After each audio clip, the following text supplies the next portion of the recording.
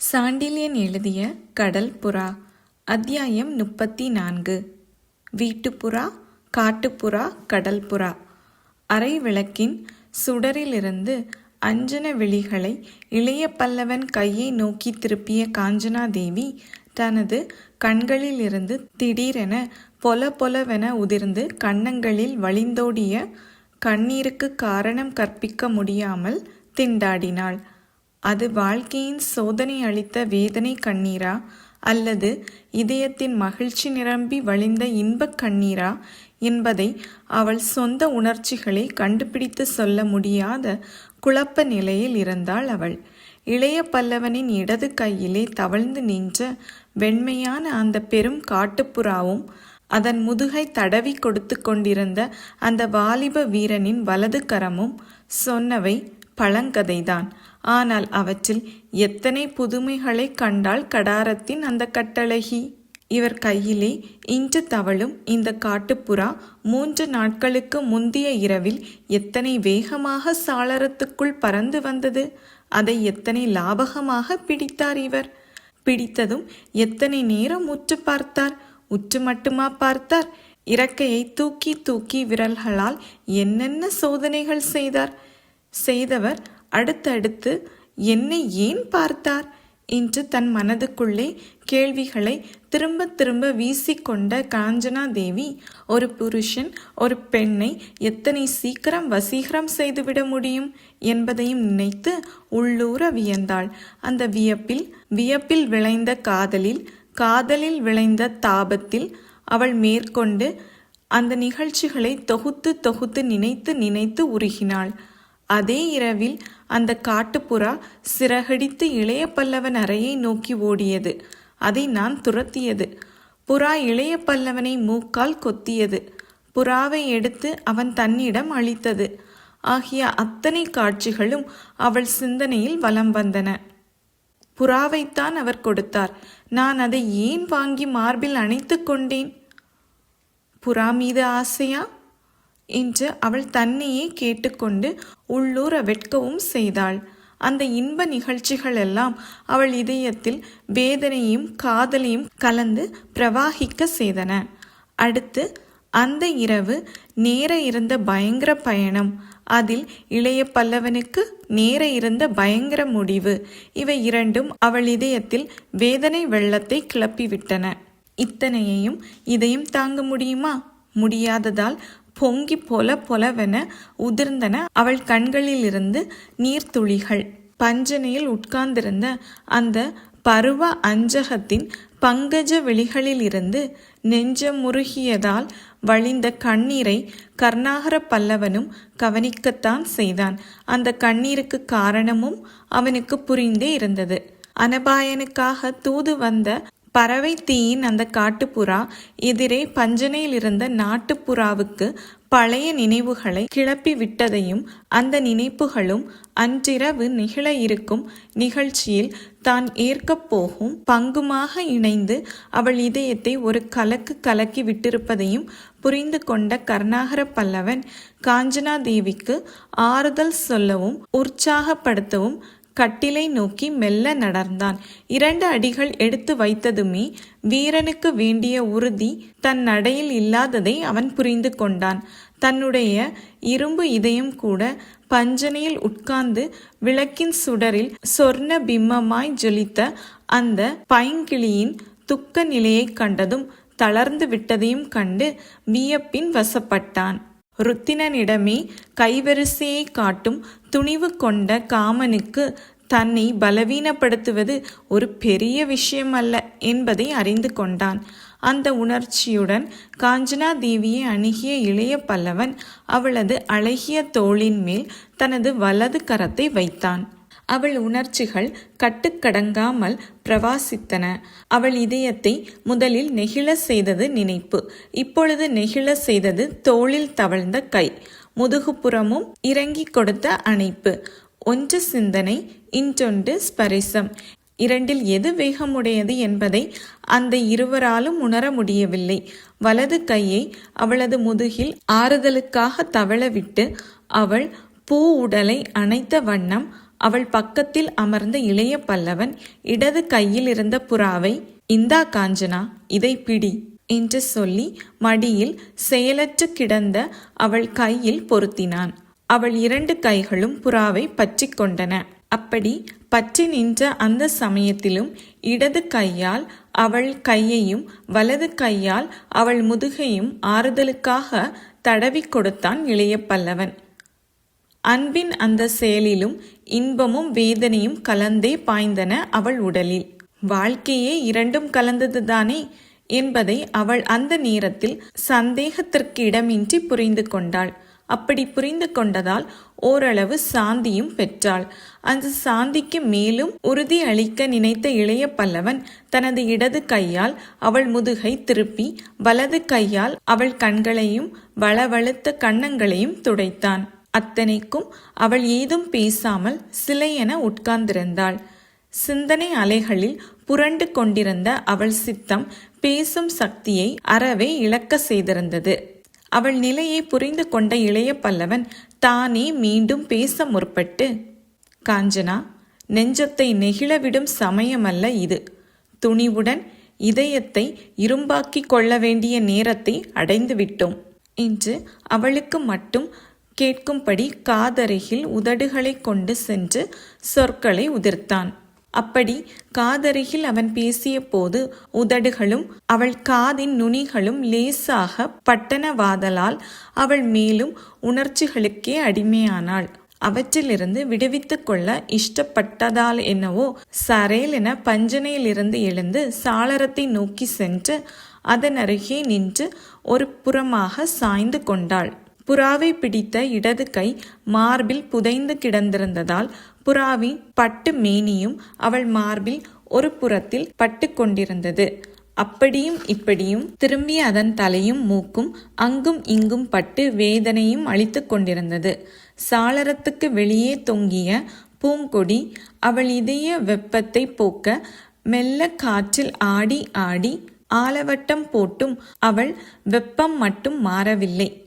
அதை அதிகப்படுத்த இளைய பல்லவனும் பஞ்சனையை விட்டு எழுந்து அவள் அருகே அவள் இருந்த இடத்திற்கு வந்து அவளுக்கு பின்புறம் நின்று ஒரு கையை சாளரத்தின் மீதும் இன்னொரு கையை அவள் சிற்றிடையிலும் உலாவ விட்டான். அத்துடன் அவள் கன்னத்தை நோக்கி தலையை தாழ்த்தி, காஞ்சனா, நேரம் ஓடுகிறது.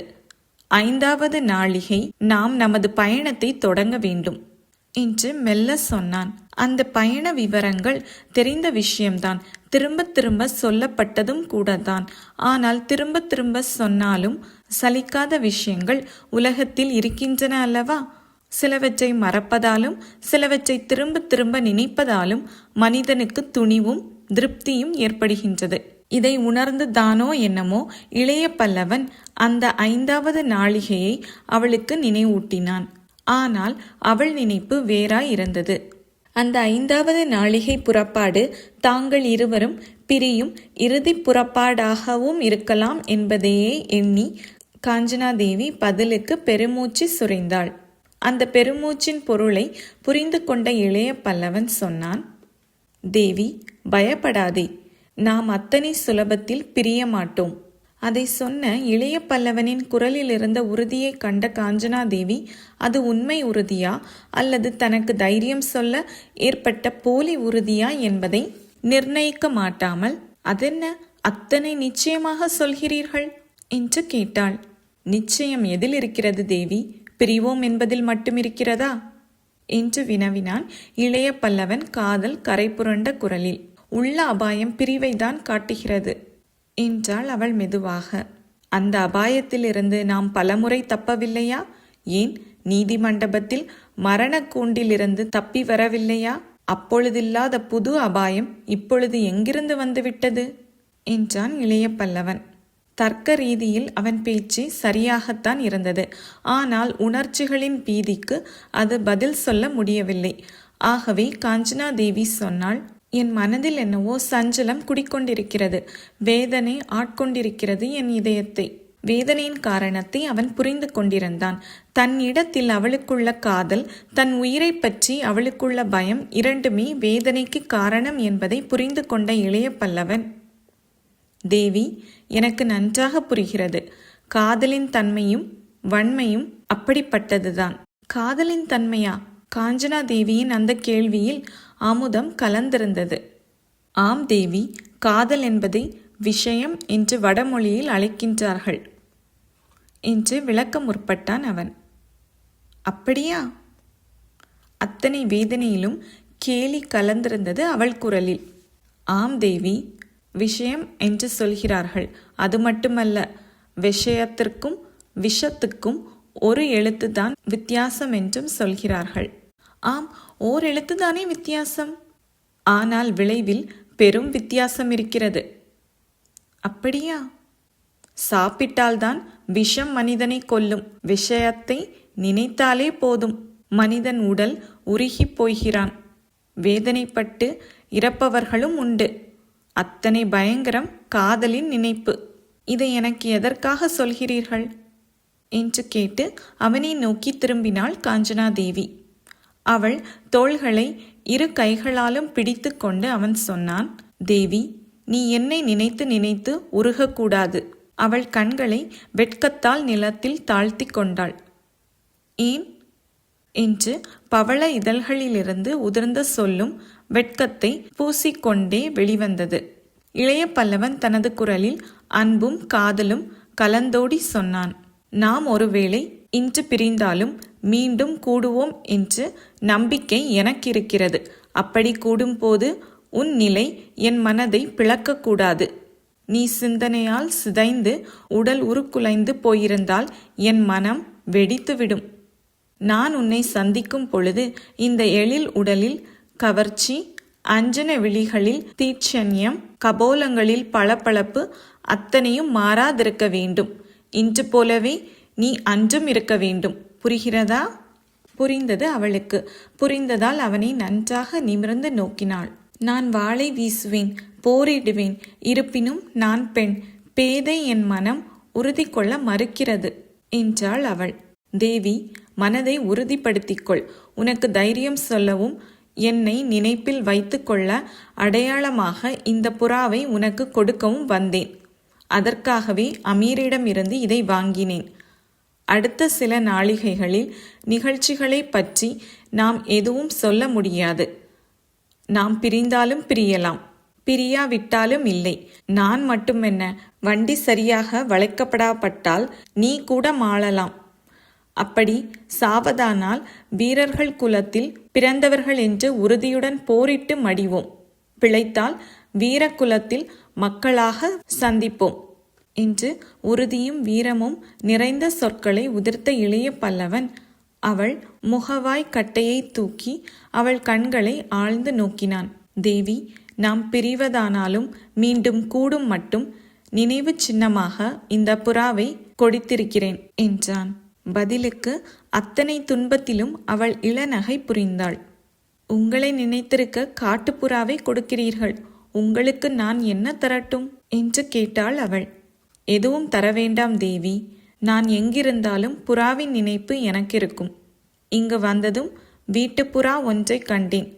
பிறகு காட்டுப்புறா ஒன்று கைக்கு வந்தது.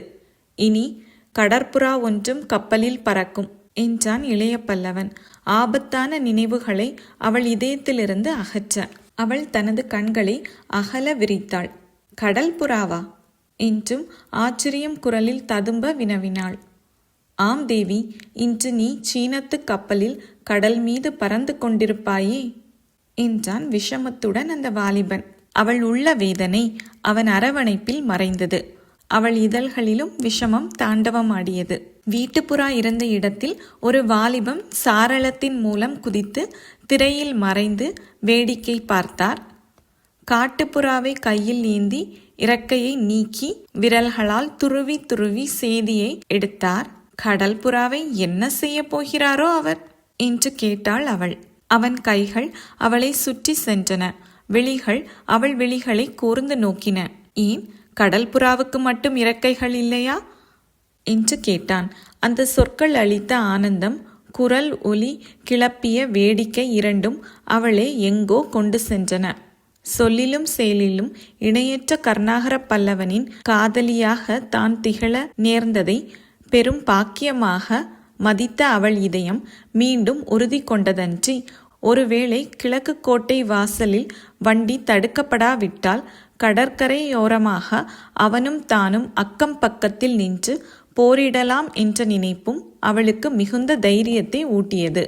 துணிவு துளிர்ந்ததன் விளைவாக அவனை ஏறெடுத்து நோக்கிய காஞ்சனாதேவி, கடற்புறாவை நீங்கள் சோதிக்கும் காலம் அதிக தூரத்தில் இல்லை. அது சிறகடித்து எதிரிகளை வீழ்த்தும் காட்சியை இன்றிரவு 8 நாழிகைக்குள் கடற்கரையில் பார்க்கப் போகிறீர்கள் என்றாள். அவன் பதில் சொல்லவில்லை. சற்று மௌனமாகவே நின்றான். கடைசியாக பிரியா விடை பெற்ற அவன், வருகிறேன் தேவி, நாழிகைகள் ஓடிக்கொண்டிருக்கின்றன, வண்டியும் சித்தமாகிவிடும், நானும் சித்தமாகிறேன் என்று சொல்லி அவள் கைகளை மெல்ல நெறித்துவிட்டு சென்றான். வண்டி புறப்படும் நேரம் வந்ததும் நீர்க்குடங்களுடன் வண்டி தயாராக நின்றது. அதில் ஏற நின்றிருந்தவர்களை நோக்கி அனபாயன் சொன்னான், நமது பயங்கர பயணம் துவங்குகிறது, எச்சரிக்கையுடன் இருங்கள். அவரவர் பணியை அந்தந்த சமயத்தில் செய்யுங்கள். எதற்கும் அஞ்ச வேண்டாம். கடமையை நாம் செய்வோம், பலன் ஆண்டவன் கரத்தில் இருக்கிறது. இதை சொன்ன அவன் சிரம் தாழ்த்தி ஆண்டவனை சில வினாடிகள் நினைத்தான். பிறகு அனைவரையும் வண்டியில் ஏறி அவரவர் இடங்களை அடைய உத்தரவிட்டான்.